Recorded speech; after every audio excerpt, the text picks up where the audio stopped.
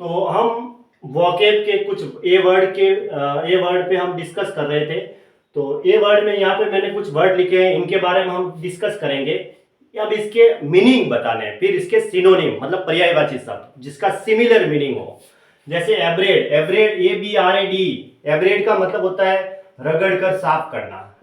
एब्रेड का मतलब क्या होता है? रगड़ कर साफ करना। ऐसे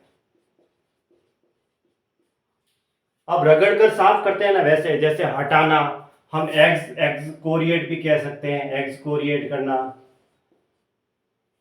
या फिर चैप, चैप का मतलब भी होता है रगड़ कर साफ करने की क्रिया। जो चैप का मतलब, इसका मतलब भी रगड़ कर साफ करना होता है। एक्सकोरिएट मतलब हटाना, ये इसका सिनोनिम हुआ। साफ करना बोले तो हटाना।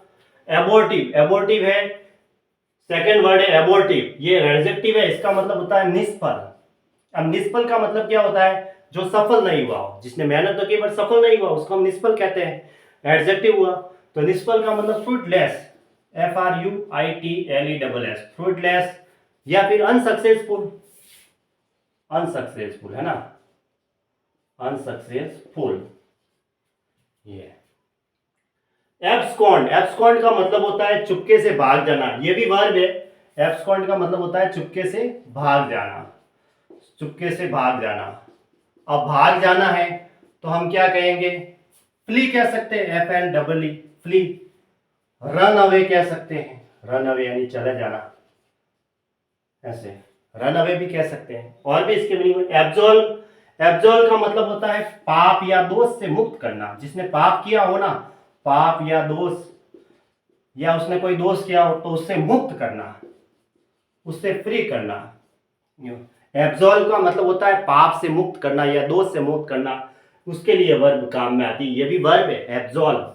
इसका मतलब होता है विंडिकेट, विंडिकेट भी, विंडिकेट का मतलब भी यही होता है दोष मुक्त करना। या फिर एक होता है एक्सोनरेट, एक्सोनरेट, एक्सोनरेट, ये भी एक वर्ब होती है, इसका मतलब भी होता है दोष, दोष मुक्त करना। विंडिकेट कह सकते हैं, एक्सोनरेट कह सकते हैं, एब्सॉल्व कह सकते हैं। एबिस्मल, एबिस्मल का मतलब होता है एकदम घटिया, घटिया कह सकते हैं, घटिया।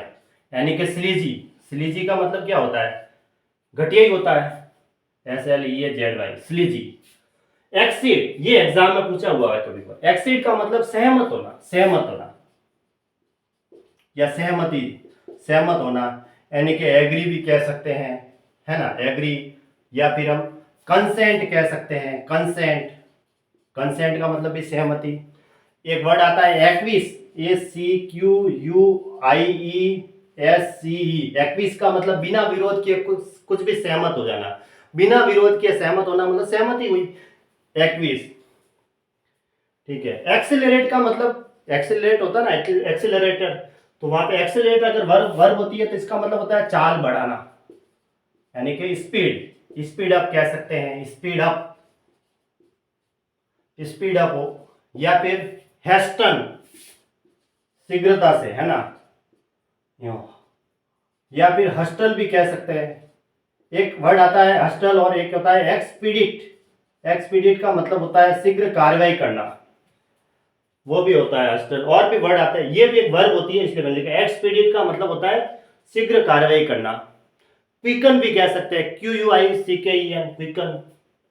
एबर्ट, एबर्ट का मतलब होता है ज्वाइन हुआ, यानी कि एकदम छटा हुआ, एकदम छटा हुआ। हाँ,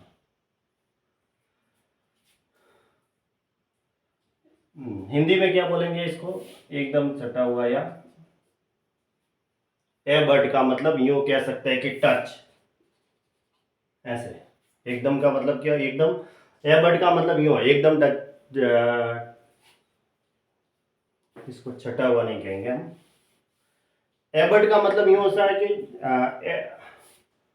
टच कह सकते हैं इसको। मैं इंग्लिश में ही लिखता हूं, टच। एबर्ट का मतलब टच। एडजॉइन जिसे कह सकते हैं, एडजॉइन। छटा हुआ तो थोड़ा अलग हो जाएगा, मतलब टच हुआ, वो वाला, चिपकने के लिए। तो एबर्ट का मतलब होता है टच या एडजॉइन, जुड़ा हुआ एकदम। एक्लेम का मतलब होता है प्रशंसा करना या तारीफ करना, या फिर जय जय, जय जयकार करना, ऐसे भी कह सकते हैं, जय जयकार करना किसी की, है ना। किसी के जय जयकार करना, तारीफ करना। एक्लेम, ACCLAIM, एक्लेम का मतलब जय जयकार करना, जिसे हम प्रशंसा कह सकते हैं। तो ग्लोरीफाई कह सकते हैं, ग्लोरीफाई है। एक्सटॉल है, EXTOL, इसका मतलब भी प्रशंसा करना। यूलोजाइज है, ULI, यूलोजाइज है ना, ये इसका मतलब भी तारीफ करना। एक आता है लॉर्ड, LAUD, इसका मतलब भी प्रशंसा करना। प्रेज करना, PRAISE, प्रेज, एप्रिशिएट करना, ठीक है। ये इन सब का मतलब ये होता है। एकॉर्ड का मतलब क्या कह सकते हैं हम, समझौता।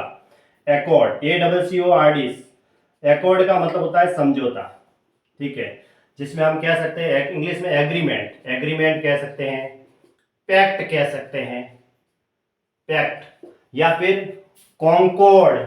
कॉन्कॉर्ड एक वर्ड आता है, कॉन्कॉर्ड इसका सिनोनिम है, इसका मतलब भी समझौता होता है।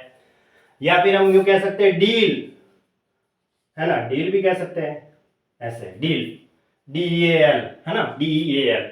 एब्स्टेन का मतलब होता है परहेज करना। अब परहेज कैसे करेंगे, जैसे शराब किसी ने छोड़ दी तो वो अच्छा काम है, परहेज करना, ऐसे परहेज करना कह सकते हैं, ठीक है। एब्स्टेन का मतलब परहेज करना, जैसे कि रिफ्रेन, रिफ्रेन भी कह सकते हैं, उससे परहेज, परहेज करना। अब एक वर्ड आता है एक्सेसिबल, ठीक है, ACCESSIBLE, एक्सेसिबल का मतलब सुगम या प्रवेश्य, सुगम भी कह सकते हैं, या इंग्लिश में हम हिंदी में कहेंगे इसको प्रवेश्य, यानी प्रवेश के लिए। जैसे एक्सेसिबल मतलब पहुंचना, आसानी से जहां पे पहुंचा जा सके। देखो प्रवेशेबल, प्रवेश्य यानी प्रवेश, जहां पे आसानी से पहुंच सके।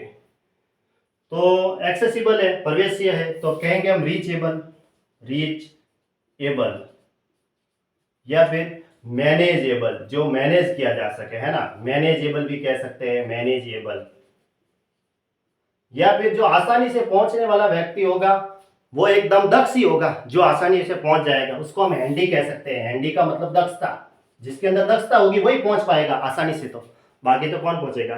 तो सुगम यानी आसानी से जा सके, या प्रवेश्य, रीचेबल, मैनेजेबल, हैंडी। हैंडी का मतलब भी दक्षता होता है, जो आसानी से पहुंच जाए। एक्यूटर का मतलब होता है, ये देखो ये वर्ब है, ACCOUTRE, एक्यूटर का मतलब होता है सजाना, सजाना कह सकते हैं हम, कोई सजाता है ना, संवारना कह सकते हैं, सजाना या संवारना, जिसमें हम यूं कह सकते हैं कि एम्बेलिश, एम्बेलिश एक वर्ब आती है, ये भी इसका मतलब भी सजाना या संवारना होता है। या फिर डेकोरेट कह सकते हैं, डेकोरेट करना अपने आप में, है ना, डेकोरेट, DECORAT, डेकोरेट कह सकते हैं। एक वर्ड आता है एडोर्न, एडोर्न का मतलब भी होता है सजाना, ADORN, एडोर्न।